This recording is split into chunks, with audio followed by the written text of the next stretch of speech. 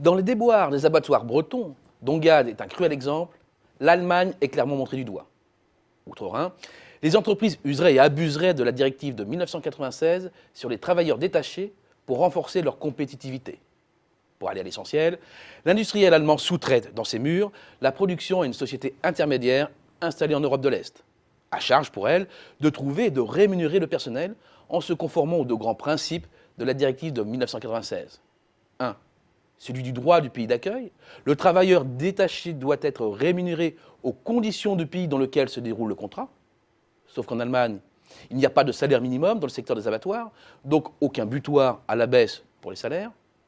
Deuxième principe, la société prestataire reste assujettie au régime de sécurité sociale de son pays d'origine. Les cotisations patronales d'un boucher roumain, détaché en Allemagne par une entreprise roumaine, sont donc celles en vigueur en Roumanie. Ce double avantage fait bien sûr baisser le coût du travail. Entre 6 et 7 euros de l'heure dans les abattoirs allemands, contre 20 euros environ dans les abattoirs bretons. C'est du dumping social, mais a priori rien d'irrégulier.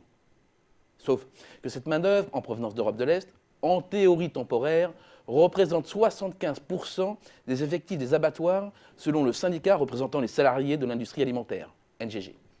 Sauf que les conditions de vie et de travail des ouvriers détachés sont indignes, comme l'ont révélé les médias allemands.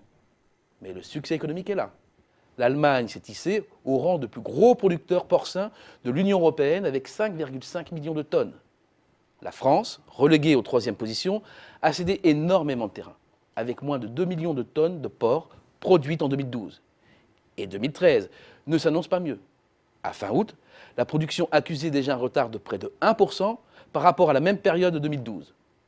Sous le feu des critiques, les industriels allemands ont pourtant lâché du lest.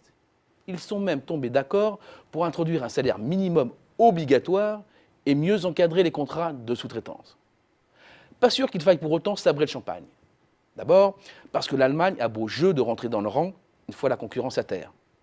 Ensuite, les industriels allemands ont dégagé assez de profits pour passer à la deuxième phase de leur offensive, celle de la mécanisation et de l'automatisation de leurs sites de production.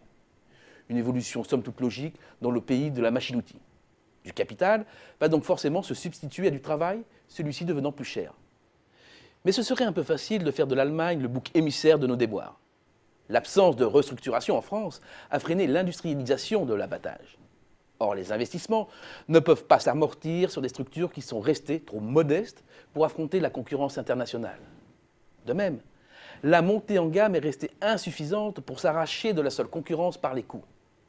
Enfin, il ne faut pas oublier les pressions de la grande distribution alimentaire sur les tarifs, avec ses conséquences sur les marges et l'état de santé du tissu productif, mais aussi de ses modes de développement à l'international. Quand un Carrefour ou un Auchan s'installe hors de France, c'est surtout pour vendre des produits achetés sur place. Quand Lidl et Aldi s'implantent hors d'Allemagne, c'est pour vendre des produits allemands. L'impact sur la production n'est à l'évidence pas le même. Alors on peut certes observer que dans la guerre des abattoirs, les Allemands ont mené une offensive tout azimut et usé de toutes les armes pour conquérir les marchés. Mais la déroute française vient aussi de l'archaïsme de ces structures.